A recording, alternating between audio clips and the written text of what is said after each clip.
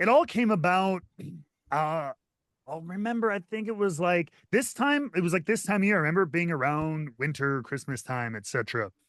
And it was 2018. I'll never forget because it was right after everything with Rusev Day. That whole Mm. run came to a less than ceremonious kind of end, and like I was kind of back into the mix of coming to nothing but TV. You're sitting catering, you're trying to get ideas through, not a lot's happening. I kind of went back to the bench, if you will. And so it was a bit of a trough for me at the time, and I was annoyed. And Tom Hannifan, who is my broadcast partner at TNA now, he was working. You knew him as Tom Phillips in WWE, longtime commentator there. He had come to me and been like, whether it was because he saw me not doing as much or that I was frustrated, or was just because he had this thought, but he's like, hey, I think you'd be good at this. I think you could make that transition from wrestler and be good at the commentary. So do you want to come give it a try? And it's funny because, and I don't even know if I've talked to him about this, but he came to me in NXT way like years prior and asked me the same thing while we were still at the Performance Center before I had even, I mean, maybe I had just debuted on NXT TV. He's like, hey, I think you'd be good at this. You want to come in the booth with me?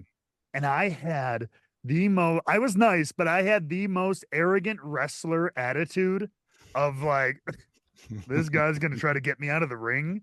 I'm like, it's like asking me to be, to be a manager or be a backstage interviewer or be any, anything other than a wrestler. Cause I was young in my career. It felt like, oh, no, no, I don't want to give him any reason to not push me into the ring and not all those like star addled thoughts. And I really do regret that. It ended up being fine, but I regret that I didn't do it earlier. So he came around again. Here we are years later. And I was like, you know what? I would love to try something else, put a different hat on, expand my horizons, as it were, and, add another tool to the toolbox. And so I went down to the Performance Center with him and Byron Saxton and just like called matches on video. And that's when I learned. I was like, I think I could have fun with this, but whoa, this is not just because I had done like guest commentary once or twice, but that you just get to do whatever you want for that, Mhm. and they keep you in line. But when you're the one helping kind of tell the story and guide the show, I'm like, oh shoot, I need to be. Do I go here? Do I not go there? Do I go? It was a lot. So to get into your question, Jimmy, like yeah, like learning those when to come in, when not to.